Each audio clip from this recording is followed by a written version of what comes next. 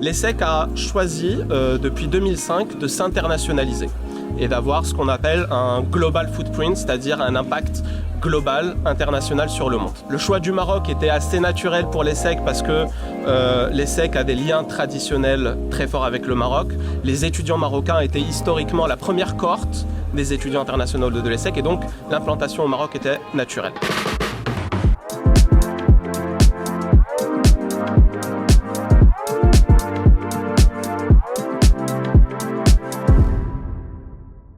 Bonjour et bienvenue sur Campus Talk, le podcast où l'on donne la parole aux grandes écoles et aux universités marocaines et internationales. Pour ce numéro, j'ai le plaisir de recevoir Hicham Sibti. Hicham, bonjour. Bonjour. Hicham, vous êtes directeur adjoint de l'ESSEC Business School Africa. Absolument. Et donc aujourd'hui, on voulait vous poser quelques questions sur les deux masters que vous allez lancer à la rentrée. Pour commencer, est-ce que vous pouvez nous les présenter ? Oui, absolument. Merci beaucoup Rania pour l'invitation et ravi d'être à nouveau dans l'écosystème des Campus Fair et Master Plus organisés à Casa. Donc effectivement, l'ESSEC Business School est installé au Maroc via le Campus Afrique à Rabat depuis 2017. Depuis, l'école a amorcé un développement régulier. Et puis, la grande nouveauté de cette année, c'est que l'ESSEC lance enfin des masters au Maroc. Donc, deux masters spécialisés qui démarrent en septembre 2025. Donc, le premier master est un master en Financial Engineering and Data Analysis. Donc, il vise à former des futurs spécialistes de la finance, corporate finance, mais aussi un peu de finance de marché, mais avec une composante data et IA extrêmement importante. Ça, c'est le premier. Le deuxième, c'est le Master in International Business and Supply Chain Management. Et donc, il vise à former des gens qui vont réussir à porter des stratégies de développement à l'international, mais aussi des stratégies d'accompagnement des entreprises internationales dans leur développement au Maroc, en Afrique et puis ailleurs dans le monde. Mais justement, comme vous parlez du Maroc et de l'Afrique, je rappelle que le campus l'ESSEC qui est à Rabat est le seul campus africain de l'école. Absolument. Pourquoi c'était important de lancer ces deux masters depuis ce campus ? Absolument. Alors, l'ESSEC a choisi depuis 2005 de s'internationaliser et d'avoir ce qu'on appelle un global footprint, c'est-à-dire un impact global, international sur le monde. Il y a eu une première internationalisation en 2005 avec la création du campus à Singapour qui porte la stratégie Asie de l'ESSEC. Et 2017, deuxième niveau d'internationalisation avec la création du campus Afrique au Maroc. Le choix du Maroc était assez naturel pour l'ESSEC parce que l'ESSEC a des liens traditionnels très forts avec le Maroc. Les étudiants marocains étaient historiquement la première cohorte des étudiants internationaux de l'ESSEC et donc l'implantation au Maroc était naturelle. Aujourd'hui, le lancement de ces masters-là vient dans une logique de réponse à une demande et de réponse à des attentes du marché et de réponse à cette idée de global footprint, c'est-à-dire on cherche à avoir de l'impact, on cherche à accompagner le développement à la fois du Maroc et du continent en produisant du capital humain, de la ressource humaine de très haut niveau, de niveau ESSEC et donc de standards internationaux très très élevés. Le choix des deux disciplines, Financial Engineering and Data Science, pourquoi ? Parce que le Maroc est devenu depuis longtemps déjà une place financière internationale forte. Casa, avec Johannesburg, des fois ils sont première, deuxième place financière africaine. Et donc on a un secteur financier extrêmement développé au Maroc et sur lequel il y a un besoin d'accompagnement dans la formation des compétences de très haut niveau qui est très fort. Ce secteur financier, il est en train d'évoluer, un peu comme tous les secteurs, à travers la digitalisation et à travers la dataïfication du secteur financier. Et donc, apporter du capital humain, des ressources qui ont non seulement la compétence financière forte, mais aussi la compétence data, était un enjeu très fort. Et là-dessus, on s'est appuyé sur une expertise très forte de l'ESSEC. L'ESSEC a depuis très longtemps un Master in Finance à Paris, qui est classé numéro 3 mondial. Nous avons également un master en data science, le DSBA, qui est classé numéro 4 mondial. Et donc nous avons réuni finalement les deux expertises ESSEC en finance et en data pour créer ce master. Donc ça, c'est pour le master Financial Engineering and Data Science. Deuxième master, International Business and Supply Chain. Là, l'idée, c'est quoi ? C'est de dire le Maroc se positionne en gateway to Africa. Et c'est un positionnement fort du pays et c'est un positionnement qui est lié à une stratégie internationale du Maroc. Et donc l'ESSEC accompagne cette stratégie en formant des cadres dirigeants capables de construire, déployer, accompagner des stratégies de développement à l'international. Et là encore, on s'appuie sur une expertise historique de l'ESSEC, qui est le master SMIB, donc stratégie d'internationalisation, le master en stratégie d'internationalisation, qui est classé là encore dans le top 10 mondial, et dans lequel à partir duquel on s'est inspiré pour justement construire ce master-là, l'implanter au Maroc et faire du Maroc un hub de formation de très haut niveau, pour des cadres marocains, mais aussi pour des cadres internationaux.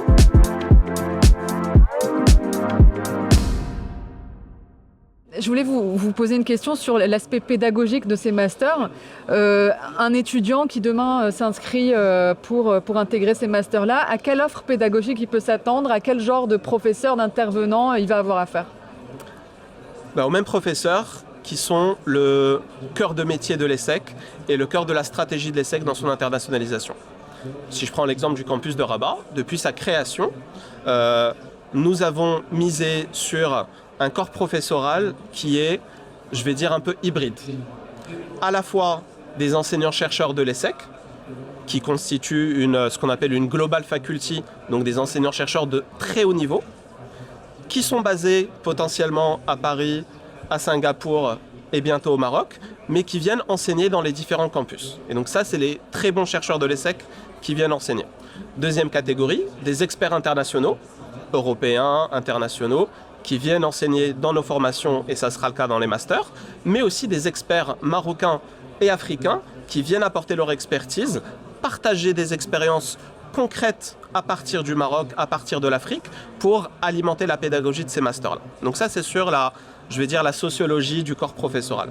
Ensuite, sur la pédagogie elle-même, c'est la pédagogie de l'ESSEC, c'est-à-dire un niveau académique d'excellence, accompagné par une pédagogie centrée sur la compréhension profonde des sujets et la professionnalisation à travers les projets, à travers les mises en situation concrètes, à travers des projets qu'on fait directement auprès des entreprises. C'est-à-dire, on ne fait pas des cas comme ça, un peu dans théorique, je vais dire, mais qui sont des cas fournis par l'entreprise où ils nous disent « j'ai un souci, je veux que l'ESSEC m'accompagne à régler ce problème-là ». Et donc, nous, on vient avec nos étudiants. Le fameux learning by doing. Le fameux learning by doing, exactement. Et puisque vous parlez de débouchés et de la relation qu'a l'école avec le monde et le marché de l'emploi, quel genre de partenariat vous avez avec les entreprises ou avec le tissu économique marocain, par exemple? Absolument. Donc, l'ESSEC a une stratégie d'ancrage territorial très forte. On est au Maroc et on y est pour y être ancré et construire des liens. Alors les liens se font à plusieurs niveaux. Ils se font via effectivement des relations avec nos alumni de l'ESSEC. On a la chance d'avoir un réseau d'alumni marocains extrêmement développé qui sont eux-mêmes dans des positions extrêmement intéressantes dans les entreprises. Le lien il se fait aussi à travers justement ces échanges réguliers qu'on peut établir avec les entreprises qui viennent à notre rencontre, qu'on va voir, avec lesquelles on travaille, qui proposent des cas aux étudiants, qu'on va visiter. Je vous donne un exemple très très simple. La semaine dernière, j'ai accompagné un groupe d'étudiants chez L'Oréal qui sont allés chez L'Oréal pour pitcher des projets proposés par L'Oréal. Et ça, on le fait avec d'autres entreprises. Troisième dimension, c'est ce qu'on fait via la formation continue. L'ESSEC est présente aussi pour de la formation continue et on accompagne plusieurs grands comptes marocains dans le secteur financier, dans le secteur de la distribution, dans le secteur des services, qui sont par définition des partenaires forts qu'on accompagne, qui établissent du lien avec nous, dans lesquels nos étudiants font leur stage et dans lesquels ensuite ils sont recrutés et continuer à construire ce lien-là.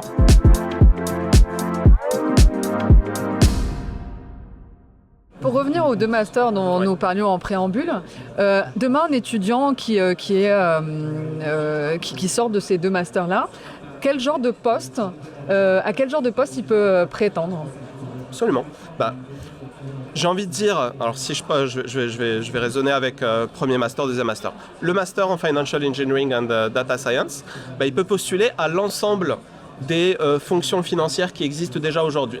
Sauf que ces fonctions financières, qui historiquement étaient basés sur du calcul, du Excel, etc., sont en train de se transformer, de se digitaliser et de se dataifier. Et donc, il y a une montée en compétence de l'ensemble des fonctions financières à travers la digitalisation et l'utilisation de la data. Et donc, toutes les fonctions financières qui existent pourront recruter des étudiants de ce master-là. Il y a aussi toute la dimension finance de marché, dans laquelle la data est une dimension extrêmement importante dans la prise de décision. Et donc, on a ces étudiants-là. Et puis, il y a aussi toutes les fonctions autour du risk management, autour de la finance internationale. Donc, en fait, le scope est extrêmement large et il regroupe ce qui existe déjà, mais aussi potentiellement des métiers que nous ne connaissons pas encore et qui demain, du fait de la data, du fait de la digitalisation, vont venir un peu percuter le secteur financier et l'obliger à se transformer. Sur le Master International Business, là encore, c'est toute la chaîne de valeur autour de l'internationalisation. C'est-à-dire comment je construis une stratégie, comment je la déploie, comment j'ouvre des nouveaux marchés, comment j'accompagne tout ce qui est import-export. Et là encore, la digitalisation et l'introduction de l'IA dans la supply chain est en train de complètement transformer ce secteur-là. Et donc l'idée, c'est de former des compétences de nouvelle génération qui seront capables d'accompagner ce mouvement-là. Et on sait que le Maroc a une ambition très forte sur l'intelligence artificielle et la data science. Donc je pense que c'est aussi pour accompagner ce mouvement-là que vous créez ces masters-là. Mais j'imagine aussi que vous formez des gens capables de travailler tout aussi bien à Singapour qu'à Dubaï, qu'au Maroc. L'idée, c'est puis il n'y a pas d'horizon, j'imagine qu'il n'y a pas de... Absolument, par définition, quand on fait une école comme l'ESSEC, qui est une école internationale aux racines françaises, mais internationale. Puisque le master est en anglais, je rappelle. Et les masters, effectivement, les deux masters sont en anglais et de manière générale, l'ensemble des cursus sont en train de transiter pour deux raisons. C'est que, on forme pour l'international, mais aussi on recrute des étudiants internationaux. Et comme je disais tout à l'heure, aujourd'hui, on a des gens qui postulent à ces masters-là qui viennent du monde entier. Et donc, pour pouvoir ouvrir au monde entier, effectivement, on est obligé d'être en anglais. Et donc, effectivement, les étudiants qui sortent de l'ESSEC, et c'est ce qui est déjà le cas dans les masters, les flagship programmes de l'ESSEC, le MIM, le BBA, sont des étudiants qu'on retrouve partout dans le monde. Le réseau ESSEC aujourd'hui, c'est 75 000 anciens présents dans plus de 80 pays. En tout cas, il y a des chapters dans plus de 80 pays. Donc ça veut dire que c'est vraiment un réseau international. Et donc l'idée, c'est que demain, quand on est diplômé de l'ESSEC Business School Africa, c'est un diplôme qui a exactement la même valeur que si on l'avait obtenu sur le campus français. Absolument, absolument. En fait, c'est un diplôme de l'ESSEC. C'est pas un diplôme de l'ESSEC Africa. Il y a écrit non, ESSEC. C'est un diplôme de l'ESSEC. La différence, c'est que dans un cas, c'est un diplôme qui est accrédité en France parce que il est fait en France. Et donc le ministère de l'Enseignement supérieur français regarde ce qui s'y fait et donc l'accrédite à travers le grade master. Dans un autre cas, il est accrédité par le ministère marocain qui regarde ce qu'on fait et qui accrédite. Maintenant, dans ces deux diplômes-là, on est en train de travailler dessus, je l'annonce un peu peut-être en avant-première, mais sur une logique de double diplomation avec l'université française partenaire de l'ESSEC qui se trouve dans le même territoire, qui est l'université de Paris-Cergy, pour que justement ces masters soient double diplômés par l'ESSEC et par l'université de Cergy. Un étudiant qui s'inscrirait à la rentrée prochaine pour suivre ces deux cursus dont nous avons parlé, est-ce qu'il a la possibilité ensuite de bénéficier de la mobilité internationale, d'aller poursuivre ses études à l'ESSEC par exemple en France ? Alors, dans le cadre du master en tant que tel, il n'y a pas de mobilité intercampus. Ce qu'on prévoit, c'est des study trips, c'est-à-dire des visites, que ce soit potentiellement en France, mais potentiellement dans d'autres pays du monde, dans lesquels effectivement les étudiants vont bénéficier d'une expérience, d'une expertise, mais il n'y a pas de mobilité en tant que telle, c'est-à-dire je ne vais pas faire mon M1 au Maroc, mon M2 à Paris. Ça, c'est pas prévu. En revanche, une fois que vous êtes diplômé, ça vous donne une ouverture mondiale parce que vous avez un diplôme ESSEC qui a un passeport mondial.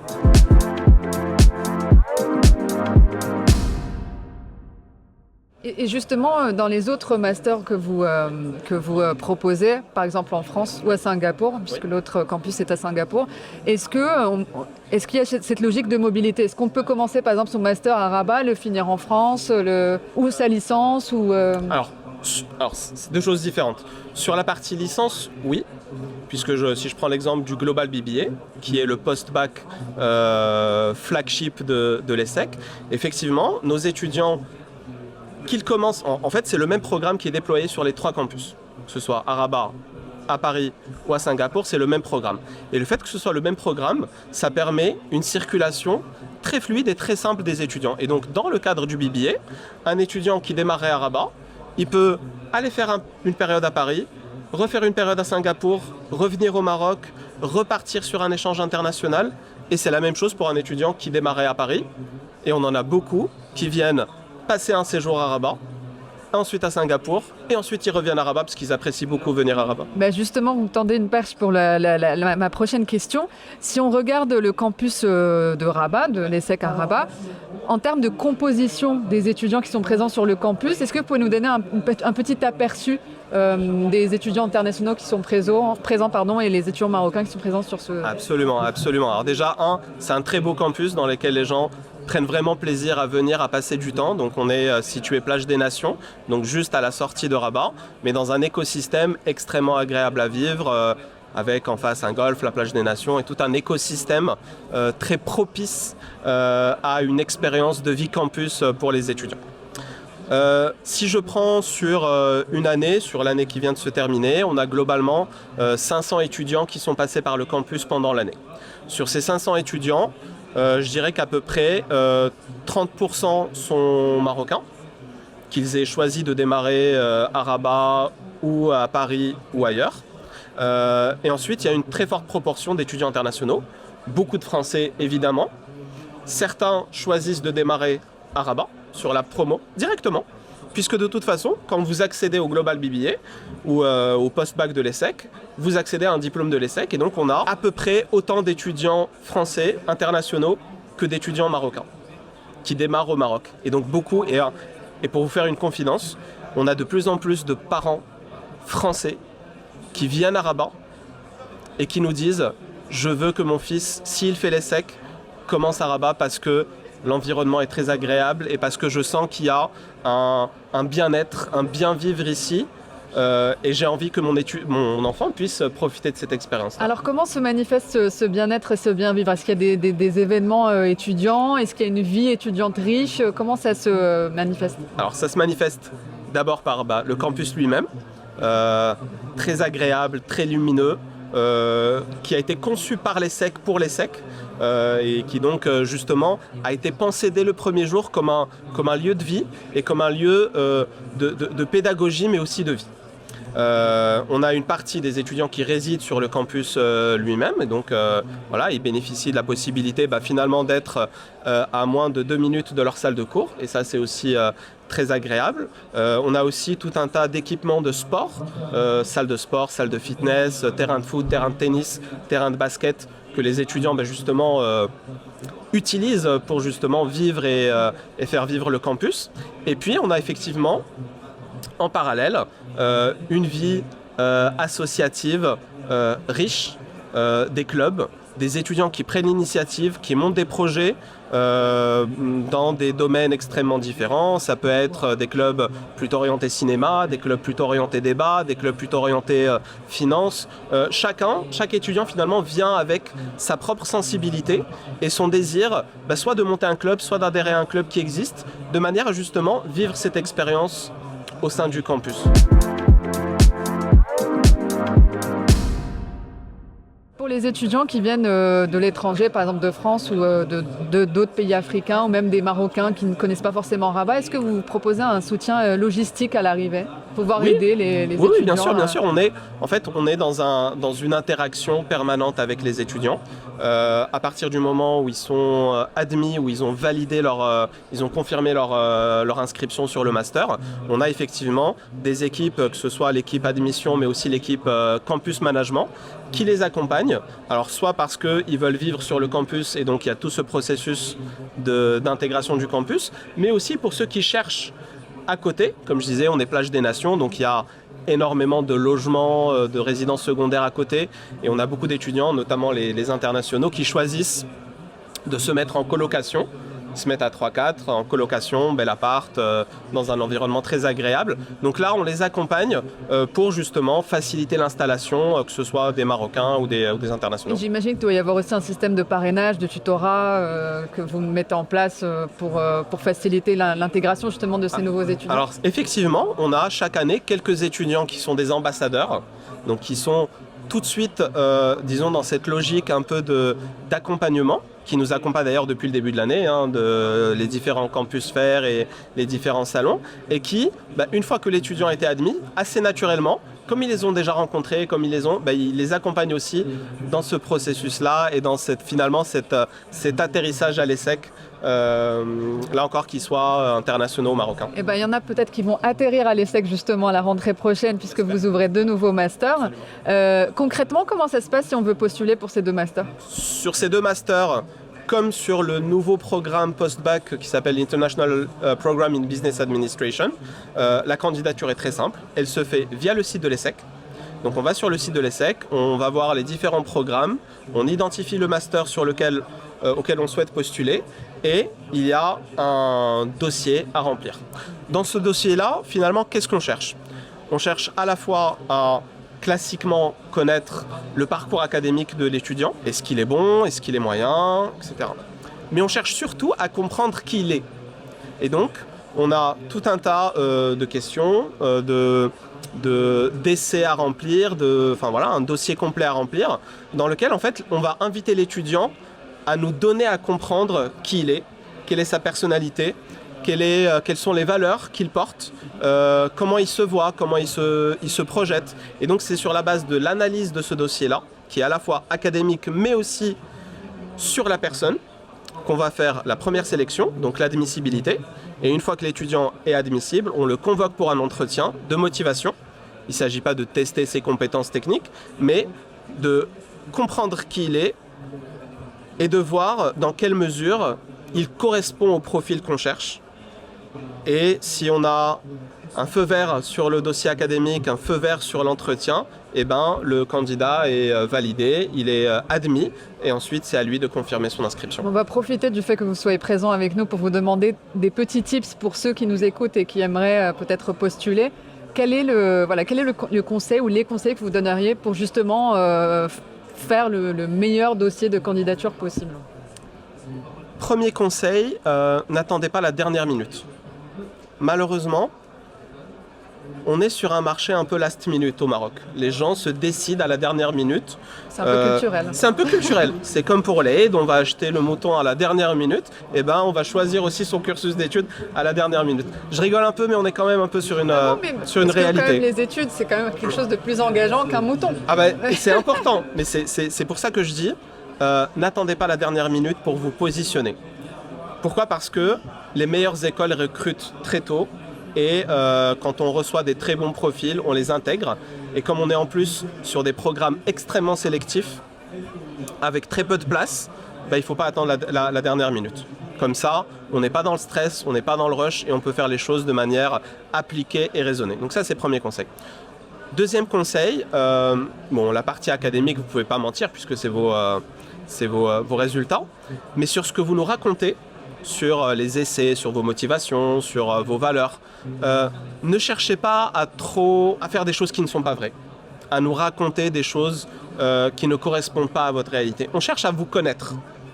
Et l'entretien, si vous nous avez raconté des choses qui ne sont pas vraies, au final, en entretien, ça finit par se voir.